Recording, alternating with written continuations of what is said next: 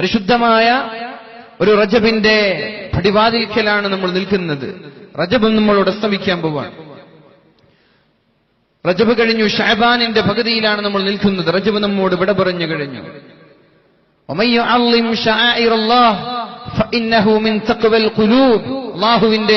അല്ലാഹു ബഹുമാനിച്ചതിനെ ബഹുമാനിക്കൽ അത് ഹൃദയത്തിൽ തഖ്വയുള്ള ആളുകൾക്ക് സാധിക്കുള്ളൂ എന്ന് പരിശുദ്ധ ഖുർആൻ പറയുന്നുണ്ട്. അല്ലാഹു ചില സ്ഥലങ്ങളെ ബഹുമാനിക്കും, അല്ലാഹു ചില സമയങ്ങളെ ബഹുമാനിക്കും, അല്ലാഹു ചില ആളുകളെ ബഹുമാനിക്കും. അങ്ങനെ ബഹുമാനിക്കുന്ന ആളുകളെ നമ്മൾ ബഹുമാനിക്കുക. അല്ലാഹു ബഹുമാനിച്ച ആലിമീങ്ങളെ നമ്മൾ ബഹുമാനിക്കുക. അല്ലാഹു ബഹുമാനിച്ച സ്ഥലങ്ങളെ നമ്മൾ ബഹുമാനിക്കുക. അല്ലാഹു ബഹുമാനിച്ച മാസങ്ങളെ നമ്മൾ ബഹുമാനിക്കുക. അല്ലാഹു ചില മാസങ്ങൾക്ക് പവിത്രത നൽകി, ചില സ്ഥലങ്ങൾക്കും പവിത്രത നൽകി. ആ ഒരു പവിത്രതയുള്ള മാസം നമ്മോട് വിട പറഞ്ഞു കഴിഞ്ഞു. അത് പരിശുദ്ധമായ റജബ് മാസമാണ്. ശഅബാനിന്റെ പകുതി കഴിഞ്ഞു. വളരെ പവിത്രമുള്ള, വളരെ ശ്രേഷ്ഠതയുള്ള ബറാഅത്തിന്റെ രാത്രിയും നമ്മോട് വിട പറഞ്ഞു കഴിഞ്ഞു. ഇനി അല്പം ചില ദിവസങ്ങൾ പരിശുദ്ധ റമളാനിലേക്ക് കാലെടുത്തു വെക്കാൻ വേണ്ടി കാത്തിരിക്കുകയാണ്. اللهم بارك لنا في رجب وشعبان وبلغنا رمضان ووفقنا فيه للصيام والقيام. അല്ലാഹുവേ, പരിശുദ്ധമായ റജബ് മാസത്തിലും ശഅബാൻ മാസത്തിലും നമ്മൾക്ക് ബറക്കത്ത് ചെയ്യണേ, ഞങ്ങൾക്ക് ബറക്കത്ത് ചെയ്യണേ എന്ന് ദുആ ചെയ്യാറുണ്ട് നമ്മൾ. അല്ലാഹുവിന്റെ ഹബീബിന്റെ സ്വഹാബാക്കൾ 6 മാസം മുമ്പ് ദുആ ചെയ്യാൻ തുടങ്ങുമായിരുന്നു. 6 മാസം മുമ്പ്. നമ്മളോ ഇതുവരെ ഒരുങ്ങിയിട്ടില്ല. ഉസ്താദുമാർ ആമീൻ ദുആ ചെയ്യുമ്പോ ആമീൻ എന്ന് പറഞ്ഞതല്ലാതെ പേഴ്സണലി ഒരാൾ ഒറ്റയ്ക്ക് നിസ്കരിക്കുമ്പോ ദുആ ചെയ്ത ആരെങ്കിലും ഉണ്ടോ? ഇവിടെ ഉണ്ടോ? അങ്ങനെ ദുആ ചെയ്യാറുണ്ടോ? ജമാഅത്തിന്റെ പള്ളിയിൽ വരുന്ന ഉസ്താദുമാർ ദുആ ചെയ്യുന്നു, ആമീൻ ആമീൻ എന്ന് നമ്മൾ ആമീൻ പറയുന്നു. പക്ഷേ ജമാഅത്ത് കിട്ടാത്ത അവസരത്തിൽ പേഴ്സണലി ഒറ്റയ്ക്ക് നമ്മൾ നിസ്കരിക്കുമ്പോ നമ്മൾ അങ്ങനെ ഒരു ദുആ ചെയ്തിട്ടുണ്ടോ? തഹജ്ജുദിന് എണീറ്റുകൊണ്ട് നമ്മൾ അങ്ങനെ ഒരു ദുആ ചെയ്തിട്ടുണ്ടോ? ഏതെങ്കിലും ഒരു സുന്നത്ത് നിസ്കാര ശേഷം പടച്ചവനെ റജബിലും ശഅബാനിലും നീ ബറക്കത്ത് ചെയ്യണം, എനിക്ക് റമളാൻ നീ എത്തിച്ചു തരണം എന്നാരെങ്കിലും ദുആ ചെയ്തിട്ടുണ്ടോ? അല്ലാഹുവിന്റെ ഹബീബായ റസൂലുള്ളാഹി സ്വല്ലല്ലാഹു അലൈഹി വസല്ലം സ്വഹാബാക്കൾ, അല്ലാഹുവിന്റെ ഹബീബിന്റെ സ്വഹാബാക്കൾ 6 മാസം മുമ്പ് ദുആ ചെയ്യാൻ തുടങ്ങുമായിരുന്നു. എന്താണ് ദുആ? അല്ലാഹുവേ, പരിശുദ്ധമായ റമളാൻ നീ എനിക്ക് എത്തിച്ചു തരണേ എന്ന്. ബോക്സ് ഒന്നും കുഴപ്പമിനോ? തുടക്കത്തിൽ ഉഷാറുണ്ടായിരുന്നു. ഇൻഷാ അല്ലാഹ് 6 മാസം മുമ്പ് ദുആ ചെയ്യാൻ തുടങ്ങി.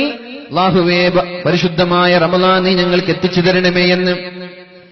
പിന്നെ നെക്സ്റ്റ് 6 മാസമോ ആദ്യത്തെ 6 മാസം ഇങ്ങനെ ദുആ ചെയ്തു എന്നാ, അല്ലാഹുവേ റമളാൻ എനിക്ക് എത്തിച്ചു തരണം. ചുരുക്കി പറഞ്ഞാൽ ഇങ്ങോട്ട് ശ്രദ്ധിക്കണം, പരിശുദ്ധമായ റമളാനാണ് നമ്മളിലേക്ക് കടന്നു വരുന്നത്. ആ റമളാനിൽ നമ്മൾ ഒരുങ്ങണം, അതിനുവേണ്ടി നമ്മൾ പ്രിപ്പയർ ആവണം, അതിനുവേണ്ടി നമ്മൾ തയ്യാറാവണം. ആദ്യത്തെ 6 മാസം റമളാൻ ലഭിക്കാൻ വേണ്ടി ദുആ ചെയ്ത സ്വഹാബാക്കൾ പരിശുദ്ധമായ റമളാൻ കഴിഞ്ഞു. അടുത്ത 6 മാസം അല്ലാഹുവേ എന്റെ റമളാനിനെ നീ സ്വീകരിക്കണം എന്ന് ദുആ ചെയ്തിരുന്നു എന്ന് പണ്ഡിതന്മാർ രേഖപ്പെടുത്തുന്നുണ്ട്. നമ്മൾ ഒരു ദിവസം ദുആ ചെയ്തിട്ടുണ്ടോ? എത്ര റമളാൻ നമ്മൾക്ക് കഴിഞ്ഞു? എത്ര റമളാൻ നമ്മളിൽ നിന്ന് വിട പറഞ്ഞു? ഏതെങ്കിലും ഒരു റമളാൻ കഴിഞ്ഞു പെരുന്നാളിന്റെ തലേന്നോ അല്ലാഹുവേ എന്റെ റമളാൻ നീ സ്വീകരിക്കണം എന്ന് നമ്മൾ ദുആ ചെയ്തിട്ടുണ്ടോ? നമ്മളും പോകേണ്ടത് അവരുടെ സ്വർഗത്തിലേക്ക് തന്നെയാണ്. അവർ പോകുന്ന അതേ സ്വർഗം അത് നമ്മൾക്ക് ലഭിക്കണം. നമ്മളുടെ ഭാഗത്ത് അമലില്ല. അതുകൊണ്ട് ഇൻഷാ അല്ലാഹ് ഇനി വരുന്ന ദിവസങ്ങൾ നഷ്ടപ്പെടുത്താതെ, ഒരു ദിവസം പോലും നമ്മളിൽ നിന്ന് നഷ്ടപ്പെടാതെ ഒരുപാട് നന്മകൾ നമ്മൾ ഒരുമിച്ച് കൂട്ടണം. അല്ലാഹു നമ്മൾക്ക് തൗഫീഖ് ചെയ്യുമാറാവട്ടെ. അല്ലാഹുവിന്റെ ഹബീബായ റസൂലുള്ളാഹി സ്വല്ലല്ലാഹു അലൈഹി വസല്ലം പരിശുദ്ധമായ ശഅബാനിൽ ഒരുപാട് നോമ്പ് പിടിക്കുമായിരുന്നു. മഹദിയായ ആയിഷ ബീവി റളിയല്ലാഹു അൻഹാ നമ്മോട് പഠിപ്പിക്കുന്നുണ്ട്, മാ റഅയ്തു റസൂലല്ലാഹി സ്വല്ലല്ലാഹു അലൈഹി വസല്ലം ഇസ്തക്മല സിയാമ ശഹ്റിൻ ഖത്തു ഇല്ലാ ശഹ്റ റമളാൻ. പരിശുദ്ധമായ റമളാൻ മാസത്തിൽ മാത്രമാണ് അല്ലാഹുവിന്റെ ഹബീബ് പൂർണ്ണമായും നോമ്പ് നോറ്റത്. എന്നാൽ റമളാൻ കഴിഞ്ഞാലോ, റമളാൻ മാസം കഴിഞ്ഞാൽ പിന്നെ ഏറ്റവും കൂടുതൽ നോമ്പ് പിടിച്ചത് പരിശുദ്ധമായ ശഅബാൻ മാസത്തിലാണ്. ഏറ്റവും കൂടുതൽ നോമ്പ് പിടിക്കുമായിരുന്നു അല്ലാഹുവിന്റെ ഹബീബ് പരിശുദ്ധമായ ശഅബാൻ മാസത്തിൽ. അപ്പോഴാണ് മഹാനായ ഉസാമ റളിയല്ലാഹു അൻഹു ചോദിക്കുന്നത്, അല്ലാഹുവിന്റെ ഹബീബിന്റെ സുഹൃത്താണല്ലോ, ഹിബ്ബു റസൂലില്ലാഹ്, അല്ലാഹുവിന്റെ ഹബീബിന്റെ സ്നേഹിതനാണ് മഹാനായ ഉസാമ റളിയല്ലാഹു അൻഹു. നമ്മൾക്കൊക്കെ അറിയാം മഖ്സൂമിയ ഗോത്രത്തിൽപ്പെട്ട ഒരാൾ ഒരു പെണ്ണൊരു മോഷണം നടത്തി. അല്ലാഹുവിന്റെ ഹബീബ് കൈ ഛേദിക്കാൻ പറഞ്ഞു, കൈ മുറിക്കാൻ പറഞ്ഞു.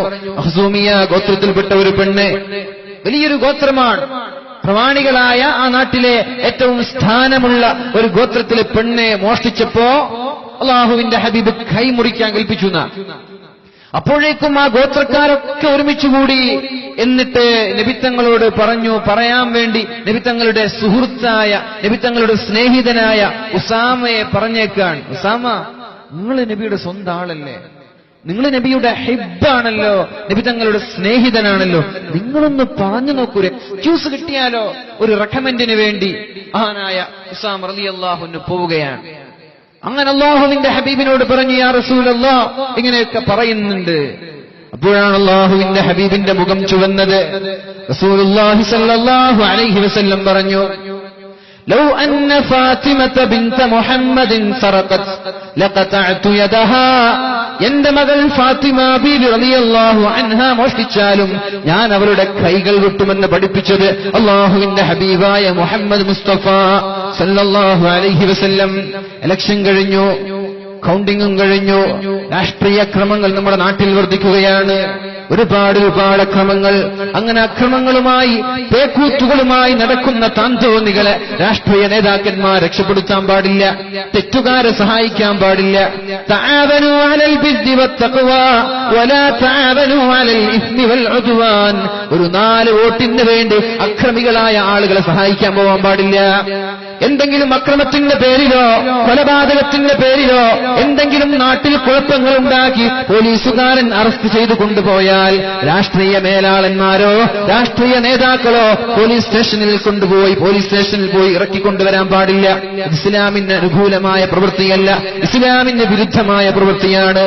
പിന്നെ എന്താണ് അവൻ ചെയ്യുക? ജയിലിൽ നിന്ന് പുറത്തേക്ക് വന്നു, എന്നെ രക്ഷിക്കാൻ ആളുണ്ടല്ലോ, ഞാൻ എന്ത് കഞ്ചാവടിച്ചാലും, ഞാൻ കള്ളു കുടിച്ചാലും, കുഴപ്പങ്ങൾ ഉണ്ടാക്കിയാലും, കൊലപാതകങ്ങൾ ഉണ്ടാക്കിയാലും എന്നെ രക്ഷിക്കുവാനും എന്നെ ഇറക്കിക്കൊണ്ടുവരുവാനും ആളുകളുണ്ടല്ലോ എന്ന ചിന്തയോടെ പിന്നെയും നാട്ടിൽ കുഴപ്പങ്ങൾ ഉണ്ടാക്കും. അതുകൊണ്ട് ഞാൻ സാന്ദർഭികമായി ഉണർത്തിയെന്നേയുള്ളൂ. തെറ്റുകാരെ അനുഭവിക്കണം, ശിക്ഷിക്കപ്പെടണം. അവരൊക്കെ തെറ്റു ചെയ്യാത്ത ആളുകൾ ശിക്ഷിക്കപ്പെടാനും പാടില്ല, നിരപരാധികളായ ആളുകൾ ശിക്ഷിക്കപ്പെടാൻ പാടില്ല. ഒരാൾ തെറ്റ് ചെയ്താൽ അതിനുള്ള പണിഷ്മെന്റ് അവർക്ക് ലഭിക്കണം, നാടിന്റെ നീതി അവർക്ക് ലഭിക്കണം. അതുകൊണ്ട് രാഷ്ട്രീയ നേതാക്കന്മാരും രാഷ്ട്രീയ മേലാളന്മാരൊക്കെ ഈ വിഷയത്തിൽ ശ്രദ്ധരാവണം. അല്ലാഹുവിന്റെ ഹബീബായ മുഹമ്മദ് മുസ്തഫ സല്ലല്ലാഹു അലൈഹി വസല്ലം പറഞ്ഞതെന്താ? ലൗ അന്ന ഫാത്തിമത ബിൻത മുഹമ്മദിൻ, എന്റെ മകൾ ഫാത്തിമ മോഷ്ടിച്ചാൽ അവളുടെ കൈ ഞാൻ ഛേദിക്കുമെന്ന് പറഞ്ഞ മുഹമ്മദ് മുസ്തഫ സല്ലല്ലാഹു അലൈഹി വസല്ലം.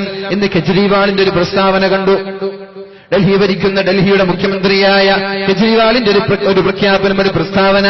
എന്റെ മകനൊരു തെറ്റ് ചെയ്താൽ അവനെ വരെ ഞാൻ ശിക്ഷിക്കുമെന്നൊരു പ്രസ്താവന കേൾക്കാൻ സാധിച്ചു. ഈ ഒരു അവസ്ഥയിലേക്ക് നമ്മുടെ നാട്ടിലുള്ള നേതാക്കന്മാർ മാറണം. എന്താണ് നമ്മുടെ നാട്ടിന്റെയൊക്കെ കഥ? എന്താ? രാഷ്ട്രീയ നേതാക്കന്മാർ ചാനലിലൂടെ, പത്രങ്ങളിലൂടെ എന്തൊക്കെയോ പ്രസ്താവനകൾ ഇറക്കുന്നു.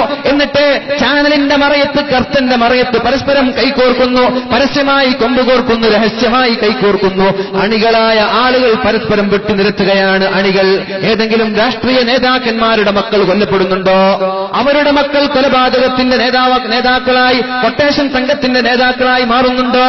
അവരൊക്കെ സുഖിച്ച് ആഡംബരത്തോടെ ജീവിക്കുമ്പോ പാവങ്ങളായ അണികൾ വെറുതെ തലയും വിട്ട് അക്രമങ്ങൾ ഉണ്ടാക്കി, കൊലപാതകങ്ങൾ ഉണ്ടാക്കി നടക്കുന്നു. അവരുടെ ഭാര്യമാര് വിധവകളാകുന്നു, അവരുടെ മക്കൾ തീമക്കളാകുന്നു, അവരുടെ ഉപ്പമാര് പ്രതീക്ഷയോടെ കാക്കുന്ന മക്കൾ അവർക്ക് ലഭിക്കാറില്ല. ഈ അടുത്തല്ലേ നമ്മളൊരു കുട്ടി പറയുന്നത്, എന്റെ ഉമ്മയെ വെറുതെ വിടണമെന്ന് പറയുന്ന വളരെ വേദനിക്കുന്ന ഒരു പ്രസ്താവന കേട്ടത്. അതുകൊണ്ട് ഞാൻ പറയട്ടെ, രാഷ്ട്രീയത്തിന്റെ പേരിലോ സംഘടനയുടെ പേരിലോ അക്രമങ്ങളോ കൊലപാതകങ്ങളോ ഇവിടെ നടക്കാൻ പാടില്ല. അതിന് ഒത്താശ ചെയ്യാനും പാടില്ല. അള്ളാഹു നമ്മൾക്ക് ബോധം നൽകുമാറാവട്ടെ. മഹാനായ ഉസാമ റളിയല്ലാഹു അൻഹു പറയുന്നു, അള്ളാഹുവിന്റെ ഹബീബായ മുഹമ്മദ് മുസ്തഫ സല്ലല്ലാഹു അലൈഹി വസല്ലമ തങ്ങളോട് ഞാൻ ചോദിച്ചു, യാ റസൂലല്ലാഹ്, അള്ളാഹുവിന്റെ ഹബീബേ, നിങ്ങൾ ഒരു മാസത്തിലും ഇത്രത്തോളം നോമ്പ് നോക്കാറില്ലല്ലോ. റമദാൻ കഴിഞ്ഞാൽ ഏറ്റവും കൂടുതൽ നോമ്പ് പിടിക്കുന്നത് ശഅബാനിലാണല്ലോ. നമ്മൾ എത്ര നോമ്പ് പറ്റുമോ ശഅബാനിൽ? ഇന്നലെ നോറ്റിട്ടുണ്ടാവില്ലേ? വറാത്തിന്റെ രാത്രി, വറാത്തിന്റെ 15-ാം ദിവസം നമ്മൾ നോമ്പ് നോറ്റിട്ടുണ്ടാകും. അതുപോലും വാട്സപ്പിൽ ചില ചർച്ചകൾ അത് വിദഅത്താണ്, അത് ശിർക്കാണ്, അത് പാടില്ല എന്നൊക്കെ വന്നിട്ടുണ്ടാകും. നോക്കാത്ത ആളുകളുണ്ടാകും. അതൊക്കെ വേണമെന്നൊക്കെ ചിന്തിച്ചിട്ടുണ്ടാകും. സുന്നത്ത് ജമാഅത്തിന്റെ പണ്ഡിതന്മാർ അത് നോക്കണമെന്നും അത് പിടിക്കണമെന്നൊക്കെ പറയുന്നത് ഇൻഷാ അല്ലാഹ് ഞാൻ ഇവിടെ വിശദീകരിക്കും. അല്ലാഹു തൗഫീഖ് ചെയ്യട്ടെ. ഏതായാലും അല്ലാഹുവിന്റെ ഹബീബായ മുഹമ്മദുർ റസൂലുള്ളാഹി സ്വല്ലല്ലാഹു അലൈഹി വസല്ലം പറഞ്ഞു, ഉസാമ, ശഅബാനിൽ ഞാൻ പ്രത്യേകമായി നോമ്പ് പിടിക്കാൻ ചില കാരണങ്ങളുണ്ട്. ذلك شهر يغفل الناس عنه من رجب بين رجب ورمضان. റജബിന്റെയും റമദാനിന്റെയും ഇടയിലുള്ള ഒരു പവിത്രമായ മാസമാണത്. റജബിന് ഒരുപാട് ശ്രേഷ്ഠതയുണ്ട്, റജബിന് ഒരുപാട് പ്രതിഫലങ്ങളുണ്ട്, ഒരുപാട് പവിത്രതയുണ്ട്. അതേപോലെ റമദാനിനും ഒരുപാട് ശ്രേഷ്ഠതയുണ്ട്. ആ റമദാനിന്റെയും റജബിന്റെയും ഇടയിൽ വന്നുപോയൊരു മാസമാണ്. ആളുകൾ അത് ശ്രദ്ധിക്കപ്പെടാതെ പോകുന്നുണ്ട്. പക്ഷേ ഇതിനൊരുപാട് സ്ഥാനമുണ്ട്. നമ്മൾ ശ്രദ്ധിക്കുന്നില്ല. ഇതിനൊരുപാട് സ്ഥാനമുണ്ട്. എന്നിട്ട് അല്ലാഹുവിന്റെ ഹബീബ് സല്ലല്ലാഹു അലൈഹി വസല്ലം പറഞ്ഞു, ശ്രദ്ധിക്കണം, നമ്മളൊക്കെ നമ്മുടെ അമലുകൾ ഉയർത്തപ്പെടുന്നത് 3 ഘട്ടങ്ങളിലായിട്ടാണ്. നമ്മുടെ അമലുകൾ അല്ലാഹുവിന്റെ കോടതിയിലേക്ക് ഉയർത്തപ്പെടുന്നത് 3 ഘട്ടങ്ങളായിട്ടാണ്. റസൂലുള്ളാഹി സ്വല്ലല്ലാഹു അലൈഹി വസല്ലം പറഞ്ഞു, വഹുവ ശഹ്റുൻ തുഫഉ ഫീഹിൽ അഅമാലു ഇലാ റബ്ബിൽ ആലമീൻ. ലോകരക്ഷിതാവായ ലോകസൃഷ്ടാവായ പടച്ച റബ്ബ് അമലുകൾ ഉയർത്തപ്പെടുന്നത് പരിശുദ്ധമായ ശഅബാൻ മാസത്തിലാണ്. ശഅബാൻ മാസത്തിലാണ് നമ്മുടെ നന്മകൾ അല്ലാഹുവിലേക്ക് ഉയർത്തപ്പെടുന്നത്. ഫഉഹിബ്ബു, അതുകൊണ്ട് ഞാൻ ആഗ്രഹിക്കുന്നു, അതുകൊണ്ട് ഞാൻ താൽപര്യപ്പെടുന്നു, അയ്യുർഫഅ അമലി വഅന സായിം, ഞാൻ നോമ്പുകാരനായിരിക്കെ എന്റെ അമലുകൾ അല്ലാഹു ഉയർത്തപ്പെടണമെന്ന് എനിക്ക് ആഗ്രഹമുണ്ട്. നമ്മൾക്കുമില്ലേ അങ്ങനൊരാഗ്രഹം? നമ്മൾക്കുമില്ലേ? കളിച്ചുകൊണ്ടിരിക്കെ, ഉറങ്ങിക്കൊണ്ടിരിക്കെ, തെറ്റ് ചെയ്തുകൊണ്ടിരിക്കെ നമ്മുടെ നന്മകൾ അല്ലാഹുവിലേക്ക് ഉയർത്തപ്പെട്ടാൽ അല്ലാഹുവിന്റെ മാലാഖമാർ എന്താണ് പറയുക? നമ്മൾക്കറിയാമല്ലോ. പരിശുദ്ധമായ ഒരു ഹദീസുണ്ടല്ലോ, സ്വഹീഹ് മുസ്ലിം റിപ്പോർട്ട് ചെയ്യുന്ന ഒരു ഹദീസുണ്ടല്ലോ, ഇന്ന ലില്ലാഹി മലായികതൻ സയ്യാഹീൻ, അല്ലാഹുവിന് കറങ്ങിക്കൊണ്ടിരിക്കുന്ന, സഞ്ചരിച്ചുകൊണ്ടിരിക്കുന്ന ചില മലക്കുകളുണ്ട്. അല്ലാഹുവിന് ചില മലക്കുകളുണ്ട്. അവരുടെ ഡ്യൂട്ടി എന്താ? അവരുടെ ഡ്യൂട്ടി ഇങ്ങനെ കറങ്ങാണ്. ഇങ്ങനെ കറങ്ങും. എന്നിട്ട് വഅദിന്റെ സദസ്സ് കാണുമ്പോഴേക്കും കൂടെയുള്ള സഹപ്രവർത്തകരൊക്കെ വിളിക്കും, ഹലുമു തആൽ കം ഹിയ, ഇങ്ങോട്ട് വാ. എല്ലാരും വിളിക്കും. ഇപ്പൊ വഅദിന്റെ സദസ്സാണ്. ഇങ്ങനൊരു സദസ്സ് കാണുമ്പോ ഈ കറങ്ങിക്കൊണ്ടിരിക്കുന്ന, സഞ്ചരിച്ചുകൊണ്ടിരിക്കുന്ന മാലാഖമാർ, അവർ കൂടെയുള്ള സഹപ്രവർത്തകരൊക്കെ വിളിക്കാൻ അവരൊക്കെ വരും. എന്നിട്ട് ഫഹഫത്തുഹുമുൽ മലായിക, അല്ലാഹുവിന്റെ മാലാഖമാർ പൊതിഞ്ഞിരിക്കും, നമ്മുടെ സദസ്സിനെ പൊതിഞ്ഞിരിക്കും. എന്നിട്ട് വഅദൊക്കെ കഴിഞ്ഞു. പിന്നെ അവർ അല്ലാഹുവിന്റെ കോടതിയിലേക്ക് പോകും. അല്ലാഹുവിനോട് ചോദിക്കുകയാണ്, നിങ്ങൾ ഭൂമിയിൽ നിന്ന് വരുന്നവരാണല്ലോ, കൈഫ തറക്തും ഇബാദി, എന്റെ അടിമകളെ നിങ്ങൾ എങ്ങനെയാണ് ഉപേക്ഷിച്ചു പോകുന്നത്? ഭൂമിയിൽ നിന്ന് വരുന്നവരാണല്ലോ നിങ്ങൾ. സഹോദരങ്ങളെ, സഹോദരിമാരെ, വളരെ സ്വഹീഹായ, വളരെ സന്തോഷം നൽകുന്ന ഹദീസാണിത്. മുഅ്മിനീങ്ങളായ മുഅ്മിനാത്തുകളായ സഹോദര സഹോദരിമാർ സന്തോഷിക്കേണ്ട ഹദീസാണിത്. വളരെ ആഹ്ലാദിക്കേണ്ട ഒരു ഹദീസാണിത്. അല്ലാഹുവിന്റെ ഹബീബായ മുഹമ്മദ് മുസ്തഫ സല്ലല്ലാഹു അലൈഹി വസല്ലം പറയുന്നു, സഞ്ചരിച്ചുകൊണ്ടിരിക്കുന്ന മാലാഖമാർ അല്ലാഹുവിന്റെ കോടതിയിലേക്ക് ചെല്ലുമ്പോഴാണ് അല്ലാഹു ചോദിക്കുന്നത്, കൈഫ തറക്തും ഇബാദി, എന്റെ അടിമകൾ അവിടെ എന്ത് ചെയ്യുകയാണ്? ഈ നാട്ടിലുള്ള കിടങ്ങഴിയിലുള്ള സഹോദരങ്ങൾ, സഹോദരിമാർ എന്ത് ചെയ്യുകയാണ് എന്ന് അല്ലാഹുവിന്റെ മാലാഖമാർ അല്ലാഹു മാലാഖമാരോട് ചോദിക്കുമ്പോഴാണ് അവർ പറയുന്നത്, യുസബ്ബിഹൂനക, അല്ലാഹുവേ നിനക്ക് വേണ്ടി തസ്ബീഹ് ചൊല്ലുന്നു, നിനക്ക് വേണ്ടി ഹംദ് ചൊല്ലുന്നു, നിനക്ക് വേണ്ടി തഹ്ലീൽ ചൊല്ലുന്നു, നിനക്ക് വേണ്ടി തക്ബീർ ചൊല്ലുന്നു. ഒരു 3 പ്രാവശ്യം ചൊല്ലണം എല്ലാവരും. ഒരു 3 പ്രാവശ്യം ഉറക്കെ ചൊല്ലണം. സുബ്ഹാനല്ലാഹി വൽഹംദുലില്ലാഹി വലാ ഇലാഹ ഇല്ലല്ലാഹു വല്ലാഹു അക്ബർ. സുബ്ഹാനല്ലാഹി വൽഹംദുലില്ലാഹി